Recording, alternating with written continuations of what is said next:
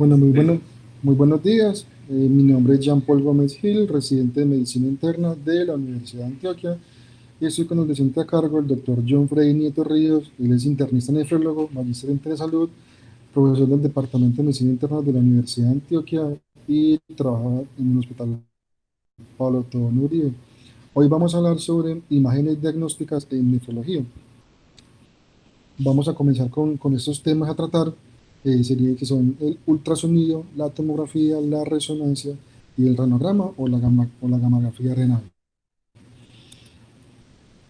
Para empezar a hablar sobre el ultrasonido o la ecografía, es importante mencionar que es una herramienta diagnóstica que está ampliamente disponible en nuestro medio, hospitales de segundo, tercer, cuarto nivel, que es de bajo costo y que va a permitir hacer una rápida evaluación sin irradiación de la parte abdominal o en este caso de la parte renal y las vías urinarias. Uno de los puntos en los cuales se puede identificar es cuando hay alguna obstrucción, sea por algún cálculo o alguna otra obstrucción que esté identificada. También se puede identificar masas y en este sentido se pueden dividir, que pueden ser quísticas o de manera sólida también. También podemos identificar que en los riñones cuando se encuentran con algún grado de hidronefrosis, sea por una obstrucción del tracto urinario, sea por el nombre es por hiperplasia prostática o un cáncer de próstata, sea por alguna fibrosis retroperitoneal, sea por alguna masa que esté obstruyendo los uréteres, que esté produciendo retrógradamente la hidronefrosis. También podemos evaluar por medio de un color Doppler toda la parte de la vasculatura renal, sea la parte de las venas o la parte de las arterias, que nos ayudan a identificar algún grado de trombosis, tanto arterial como venosa.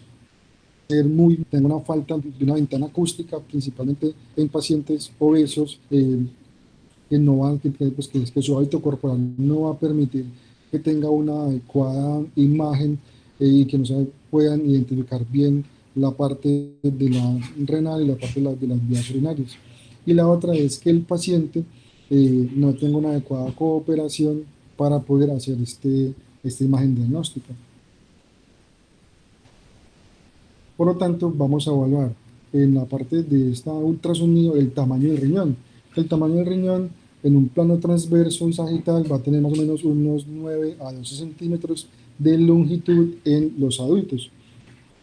El patrón ecogénico eh, se va a presentar una corteza hipoecogénica comparada al seno renal.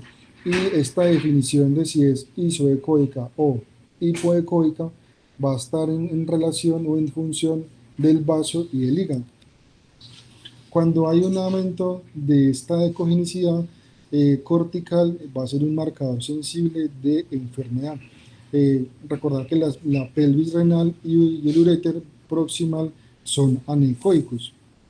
Y como lo ha mencionado, cualquier grado de obstrucción va a producir, en última instancia, una hidronefrosis que va a producir una lesión renal aguda y, en última, si no se deriva ese paciente, si no se desobstruye ese paciente, va a tener una enfermedad renal crónica. En estas imágenes de ultrasonido vemos como en la parte de la imagen A, eh, vemos un ultrasonido normal sagital, como había mencionado, la corteza es hipoecoica comparada con la parte del seno renal. Y acá en esta ecografía renal de un niño, vemos cómo se puede identificar incluso que las pirámides son hipoecoicas. En esta otra figura vemos cómo en una nefropatía, en este paciente que tiene una nefropatía asociada al VIH, los riñones se ven aumentados se ha aumentado de tamaño, también aumento de la ecogenicidad, que llega hasta medir hasta 14,2 centímetros. En esta otra figura vemos cómo esos riñones se ven aumentados de tamaño, y esto configuraría de una parte en la figura B, sería un paciente con una hidronefrosis que habría que buscarle el origen del por qué está pues con riñones aumentados de tamaño en este contexto. También podemos ver cómo están señalados acá los cálculos renales en esta flecha y vemos cómo esto va a generar una sombra acústica que va a indicar que hay algo que lo está obstruyendo y que por el método del ultrasonido, cuando se pone ahí, eso va a ser como un artefacto que no va a permitir ver bien la parte y va a generar pues, la sombra acústica. Hay unas causas comunes de tamaños renales anormales. Entonces vamos a comenzar con esta figura cuando son tamaños, cuando el riñón está aumentado de tamaño mayor de 12 centímetros o riñones pequeños, menor de 9 centímetros. Entonces vemos que si es mayor de 12 centímetros, si es unilateral y si es de manera irregular, pensar en un tumor o un quiste, y si es unilateral, pero es de contornos lisos y suaves, pensar que es una hipertrofia compensada o una trombosis de la vena renal o incluso pues una hidronefrosis. Por el contrario, si esos riñones están aumentados de tamaño y es de manera bilateral y es irregular, pensar en una enfermedad renal poliquística, otras enfermedades poliquísticas y en los angiomiolipomas. Por el contrario, si no se ven irregular y es de manera bilateral y están aumentados de tamaño, puede ser una enfermedad infiltrativa, que puede ser un linfoma, otras causas como un edema, una amiloidosis, una sarcoidosis, también puede producir este patrón de infiltración que característicamente van a presentar nefromegalia. También en las nefropatías diabéticas, en las nefropatías por VIH y en las trombosis de venas renales también por el contrario, si estos riñones están pequeños, por debajo de 9 centímetros, y es unilateral y están de manera irregular, pues, pensar en nefropatía celular, tuberculosis renal y un infarto renal de algún segmento. Por el contrario, si no es de manera irregular, pues entonces también una hipoplasia congénita, una estenosis de arteria renal y una pues, nefritis por raíz bilateral y otra vez y es irregular, nefropatías por reflujo y si es bilateral, las hipoplasias congénitas, las estenosis de arteria renal, las trombosis de venas renales crónicas, entre otras etiologías como la vemos acá, una nefroesclerosis hipertensiva nos puede indicar que esos riñones están disminuidos de tamaño y que son de manera bilateral. Frecuente que pasa es que se localizan cuando son hallazgos usualmente incidentales, no es que uno esté buscando porque usualmente no producen síntomas, sino que por algún otro motivo se le pidió una ecografía a los pacientes, se le identifica a estos quistes renales y en la gran mayoría, como lo estaba mencionando, es de manera incidental. Se definen como unas lesiones anecoicas que se pueden clasificar de manera simples o complejas, como lo vemos acá en esta figura A, que es una masa que es redondeada, y en la figura B vemos cómo es un quiste renal complejo. Lo complejo lo va a dar es que ese quiste contenga calcificaciones, tenga tabicaciones, tenga nodularidades, que sean irregulares. Todo eso va a dar que este quiste va a ser complejo.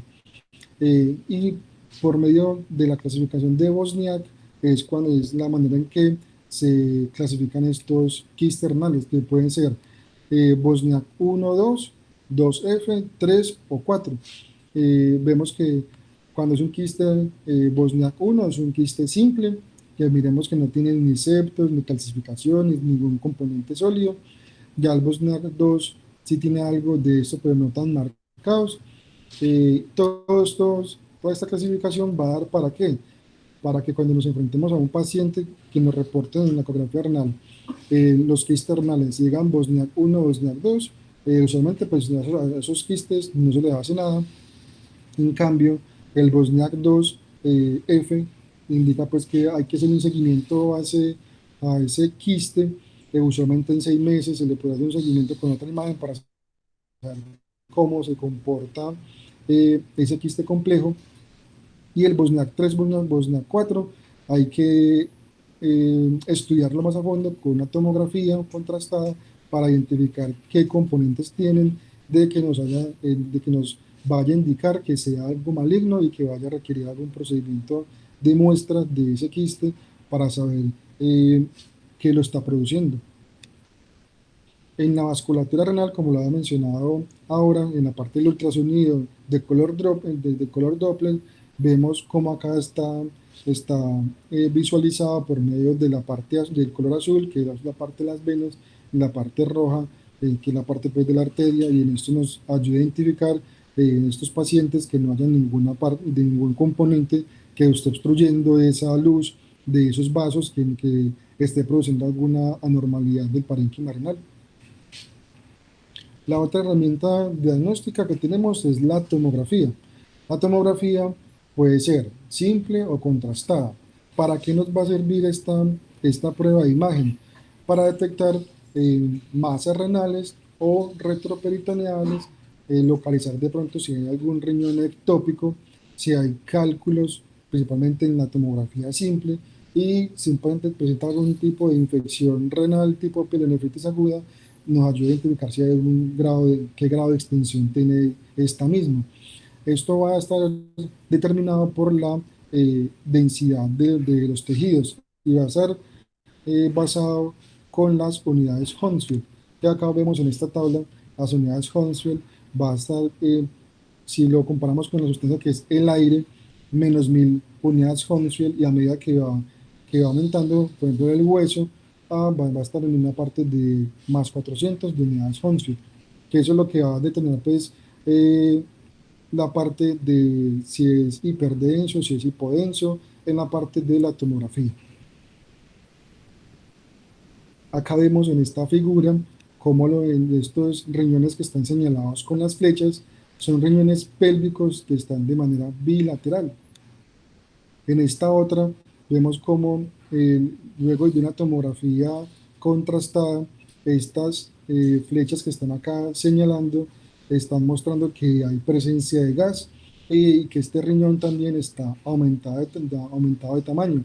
Esto nos puede indicar que esta parte de este riñón con presencia de gas y que está con un realce de la fase de Grota nos va a indicar que hay un compromiso inflamatorio de ese riñón, y si tiene presencia de gas, estamos entre una entidad clínica que se llama una pielonefritis enfisematosa.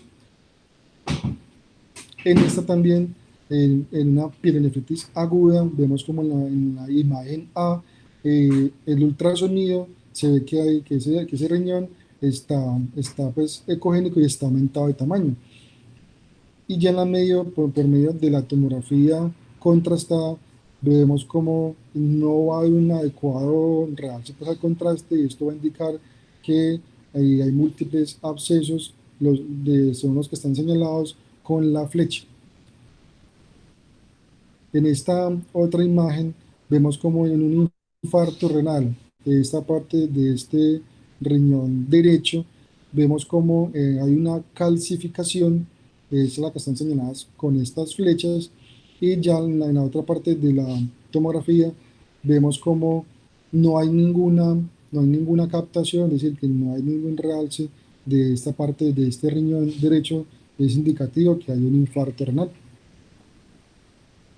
Cuando hay un retraso en la excreción, por ejemplo, en este riñón izquierdo, esto es indicativo de que hay algún grado de obstrucción, y en este escenario pues, se podría pensar que es un cálculo renal que no está dejando de excretar esta parte de este medio de contraste de esta tomografía.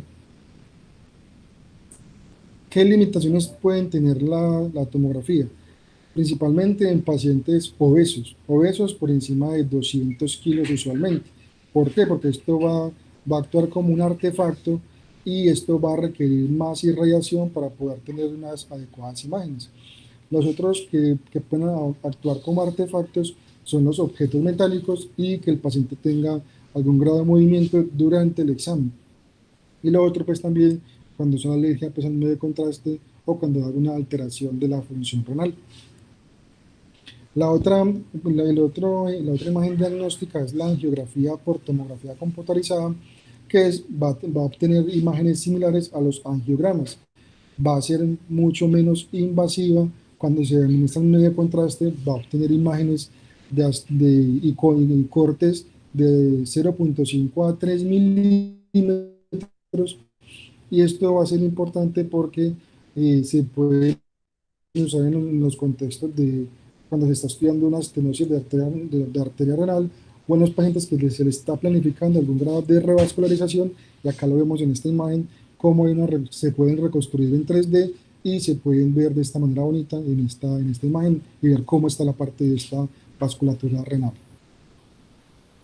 La orografía contrastada es un estudio de imagen que ya no se usa tanto porque ya se ha estado, eh, digamos que se ha ido reemplazando más que todo por la tomografía o por las imágenes por resonancia magnética. Va a usar un material contrastado, luego se la debe hacer una compresión abdominal. ¿Esto para qué? Para que se le tomen después a los 30 segundos unas imágenes. Luego de eso se le quita la compresión y en los 5 minutos también se le toman más imágenes para evaluar la parte de los riñones, el sistema pilocaricial, los uréteres y la vejiga. Contraindicado pues en cuestiones de alergia, tasa de filtraciones por debajo de 60. Y acá en esta imagen lo podemos observar cómo va de un realce de ese parénquima renal que se va a ver normal, y esto va a ser pues por medio de esta urografía contrastada. La imagen por resonancia magnética va a ser importante porque va a tener imágenes multiplanares, va a tener unas secuencias mencionadas de T1 y T2, va a utilizar se puede utilizar un medio de contraste que se llama pues un gadolinio, que es una sustancia que va a tener una importante función que es paramagnética. Unas desventajas de la parte de la imagen por resonancia magnética, y es que en los pacientes claustrofóbicos va a ser complejo que los pacientes entren a esta imagen, ya que se demora pues en su tiempo la consecución de este procedimiento. Entonces, bueno, estos pacientes probablemente, o en la gran mayoría de ocasiones, va a requerir que esos pacientes sean sedados. También va a tener una desventaja, y es que cuando los pacientes tengan algún metal, sea clip o sea dispositivos, hay que indagar si esos clips o esos dispositivos, por ejemplo, un marcapasos o un cardioresincronizador, ver si estos son compatibles con el resonador. Usualmente, ya con los resonadores mucho más modernos, pueden tener compatibilidad de hacer la resonancia con estos dispositivos, pero siempre hay que preguntar al radiólogo si tiene o no tiene compatibilidad y si es seguro hacerle esta imagen diagnóstica. Se ha descrito que hay una entidad clínica que se llama una fibrosis sistémica nefrogénica que se va a producir, pues que se puede producir cuando hay tasas de filtración por debajo de 30 mililitros por minuto por 1,73 metros cuadrados, y esto se va a dar más que todo es con unos agentes viejos que se producían, pero no es muy frecuente que se produzca esta reacción en los pacientes. Su principal uso pues, de la parte de la resonancia es cuando usted quiere una imagen muy detallada de la parte de las vísceras abdominales, y en esta ocasión pues, de la parte renal, para evaluar pues, cómo están, si hay alguna presencia de algún tumor o algo por el estilo. Y acá vemos cómo se ve pues, la imagen muy nítida, tiene muy buen detalle la parte de la resonancia, pero su utilidad, pues como he dicho, es para evaluar pues, si hay algo, por ejemplo, en contextos clínicos como de tumores, neoplasias, alguna malignidad. El otro método va a ser la gamografía nuclear. La gamografía nuclear se puede usar para estudiar la parte de la función o la anatomía del órgano que estemos estudiando. Va a ser por medio de unos radiotrazadores, que estos radiotrazadores se van a acumular en esos órganos o en esos tejidos que uno quiere evaluar. Y esto va por medio de unas cámaras gamma, va a capturar unos fotones, y estos fotones van a generar la imagen que ahorita la vamos a observar. Hay tres categorías de radiotrazadores que van a servir para la filtración glomerular, la secreción tubular o la retención tubular. Estos son los radiotrazadores que se pueden usar en el medio y es, si uno busca la tasa de filtración glomerular, se usa el radiotrazador de TPA. Si uno también quiere, si uno quiere buscar la filtración glomerular, pero el riñón está con alguna lesión, se utiliza el radiotrazador, el MAG3. Si el paciente tiene o está buscando que tenga alguna cicatriz renal, se hace pues por medio de radiotrazador, el DMSA. Eh, y si hay algún grado también de obstrucción del tracto renal superior, se usa pues el DTPA. Entonces, dependiendo de lo que uno esté buscando por medio de esta gamografía, es en función que uno va a solicitar ese radiotrazador para buscar función o para buscar pues algo anatómico. Y eso nos conlleva a la gamografía renal o al renograma, que esto lo que va a hacer es que por medio del flujo sanguíneo de ese radiotrazador que se va acumulando en la parte renal, esto la va a captar y luego de esto se va a excretar. Esto lo que, lo que nos va a generar es una gráfica de actividad y tiempo de ese mismo radiotrazador que va a estar en cada riñón en relación con la aorta. Y acá lo podemos ver en estas figuras, como en la parte de la figura A, en la figura B, que va a estar pues en el tiempo, eh, va a demostrar que no hay algún grado de obstrucción porque se está acumulando, se está captando y luego se está excretando sin ningún problema. Contrario a lo que vemos en esta otra figura, que en el color morado, que es en este que está del lado derecho, que incluso cuando al paciente se le aplica furosemida para forzar esa diuresis, vemos cómo ese radiotrasador nos está excretando y esto es lo que nos va a indicar es que hay algún grado de obstrucción y en este caso, por ejemplo, de ese riñón derecho, está produciendo pues que se esté acumulando ese radiotrasador. También nos permite ver, por ejemplo, en esta figura, cuando hay algún grado de infarto o cicatriz de ese riñón. Acá lo vemos como en un paciente pediátrico, hay un infarto del polo inferior del riñón derecho y es que este no va a captar bien y por eso se va a ver esa parte como si fuese, como si lo que está indicando es que hay un infarto de esa parte. Eh, Esta tabla es como un resumen de las imágenes que se sugieren en las enfermedades renales.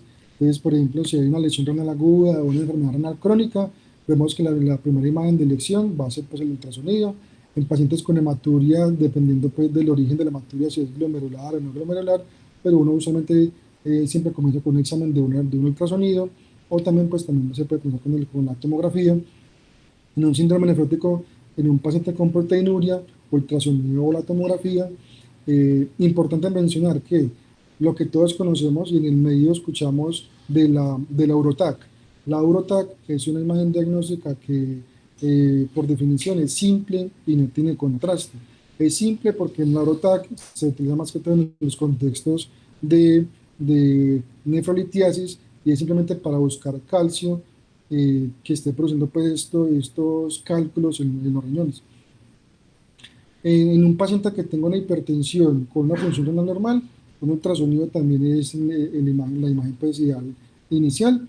Vemos como en en infecciones renales, la imagen que se usa es una tomografía contrastada, por lo que ya mencionaba, y en las imágenes que les había presentado, si es realce, si no es realce, que esto va a indicar si hay abscesos o todo lo demás. Cuando el paciente tenga una sospecha por una hidronefrosis, que no se le encuentre nada en la ecografía renal y de vías urinarias, dependiendo pues, del contexto clínico, si había que pedir en este contexto una tomografía contrastada para evaluar si hay de pronto una fibrosis retroperitoneal, también en el contexto de necrosis cortical o papilar, en trombosis de venas renales o en infartos renales, la tomografía contrastada es la imagen pues ideal. Esta tabla para traer pues las dosis de irradiación relativa que pueden tener y eso se mide por medio de la dosis efectiva por milisieverts. A manera de ejemplo, una radiografía de tórax, que es ampliamente disponible y se usa mucho, da 0.02 milisieverts, y vemos como una tomografía de abdomen da 10, o como una tomografía de tórax da 20 a 40, el PET-CT da un 25, y vemos como pues el ultrasonido y la imagen por resonancia magnética pues no contiene nada de irradiación. Estos son los riesgos estimados de las imágenes diagnósticas. Vemos que para el riesgo de una imagen para que produzca un cáncer, pues por 10 milisieverts, o sea, una tomografía de abdomen, es de 1 en 1000. Cuando es nefropatía pues, inducida pues, por contraste, eh, hay escalas que nos ayudan pues, digamos, que a calcular ese riesgo, y va a estar mucho más incrementado en pacientes con diabetes o que tengan hiperuricemia. Lo que les mencionaba de la fibrosis sistémica nefrogénica, que se va a producir uno en 25.000, uno en 30.000, pero eso va a depender de la gente que se esté utilizando, de la generación que se esté utilizando, que va a producir pues esta complicación que es rara y es muy grave. Y ya la parte de la anafilaxia no es tan frecuente, es muy infrecuente. De la manera de resumen, la ecografía renal sirve para eh, mirar el tamaño, el patrón ecogénico renal, los quistes renales si son simples o complejos, ver también la parte de la vejiga, y si está utilizando el color Doppler, ver la parte de la vasculatura renal. Si es una tomografía, si se va a usar simple, es para buscar básicamente cálculos o sangrado. Si es contrastada, alguna complicación aguda de alguna enfermedad, se haga un proceso infeccioso, para evaluar mejor la parte de las masas o los cálculos o los quistes cuando se dan quistes complejos, y evaluar también si hay algún componente de una fibrosis retroperitoneal. Y la angiotomografía sirve también para ver si hay algún grado de estenosis o displasia fibromuscular.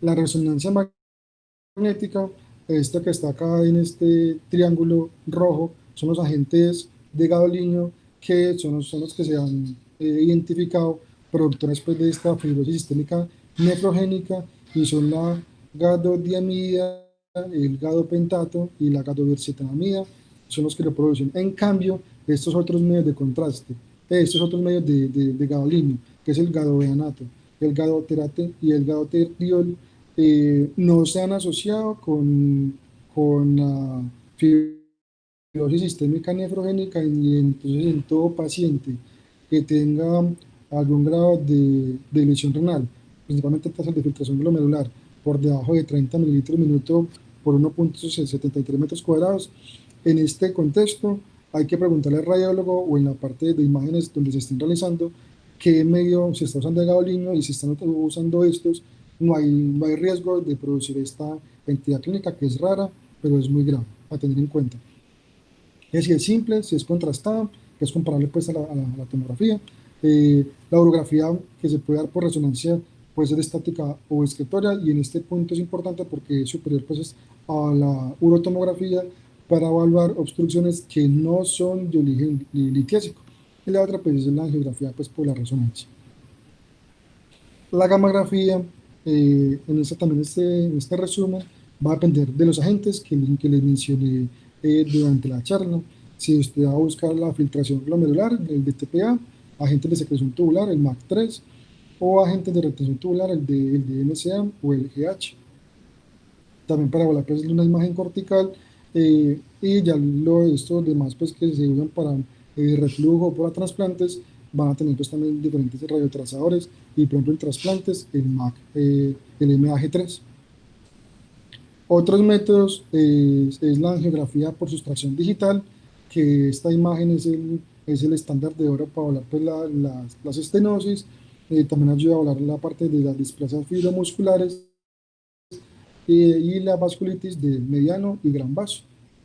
La venografía renal en realidad es el poco uso, pues no hay un uso actualmente que sea pues incrementado, es poco uso. Y el PET se usa también pues para buscar, cuando no se ha identificado bien algún cáncer, buscar si hay un cáncer renal o si hay metástasis. Muchas gracias.